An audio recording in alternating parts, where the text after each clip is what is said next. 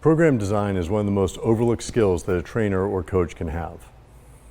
Often people just string together random exercises to make workouts or just do something that will make a client tired. This is not what you're paid to do. You're paid to make someone better. So in this multi-part series, we're going to go over some of the factors that go into program design and hopefully give you a way to think about how you design your own programs and a logical system to go through. There's a lot of ways to approach this topic, and this certainly isn't the be-all end-all, but it will just give you a basic idea and a starting point to work off of. 3 questions you should ask yourself when making a program is: who is it for, what is the purpose, and how often will it be performed? So who is it for is pretty simple. Is this a 24-year-old female athlete? What type of athlete is it? Is this someone who's injured? Is this a 72-year-old man with hip replacement surgery? There's a lot of factors that can go into this. And then also knowing who your athlete is and what they're capable of, or who your client is and what they're capable of. Once you've established that, what is the purpose? Are they trying to be a better athlete at their sport? Is this for rehabilitation? Is this to simply have a better physique? And then finally, how often will it be performed? Are they working out 2 times a week, 2 times a day, 6 days a week, 4 days a week? All these things will lead you into exercise selection, which is one of the more important factors in designing a program. Exercise selection is so important, I'm going to spend the rest of this video just talking about that. There are thousands of exercises to choose from, and every exercise has dozens of potential variations, if not more. So it's important to start with the knowledge of what's out there. There are a lot of exercises that come in the Mogy database to start, but you won't need all of them in your career. I train a wide variety of athletes, but I probably just use a handful of the exercises in the database. So with exercise selection, we get back to some of the original questions. Who is this for? And what is the purpose? What's the frequency? Hopefully you know by now that big basic exercises are the best choices for most people.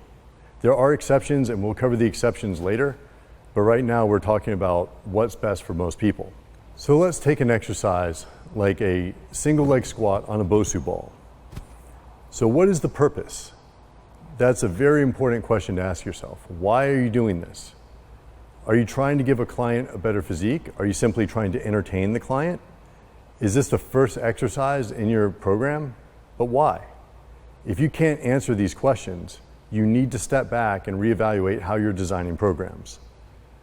So using this example, a single leg squat on a Bosu ball. Maybe you've read that it activates more muscle. What does that mean exactly? Does simply activating muscle mean that you're going to get an adaptive response out of it? If you stand on one foot and then try to stand on your toe and wave your arms in the air above your head, you'll activate most skeletal muscles in your body. But are you giving them a stimulus to adapt? Not necessarily.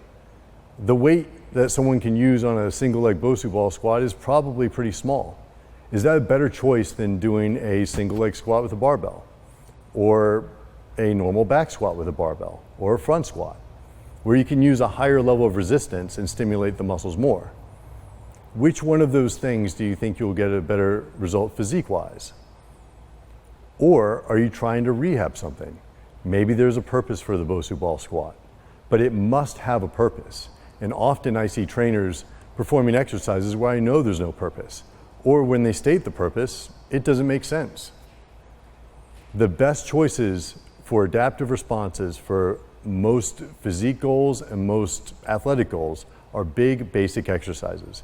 And that is boring because, this industry wants to sell new pieces of equipment, but the basic stuff works best, and it still does. I've trained very high level athletes using very basic, very boring looking programs, but they are effective. And that is what will get you clients, being effective.